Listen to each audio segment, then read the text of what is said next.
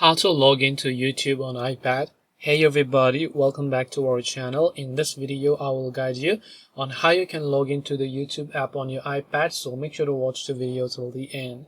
If you own an iPad and then you would like to log into your YouTube account, it's actually quite very simple.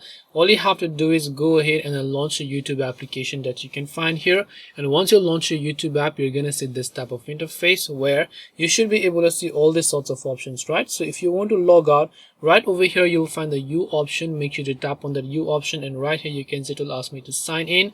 So all you have to do is just tap the sign in option that you can find here, and then just tap the continue option.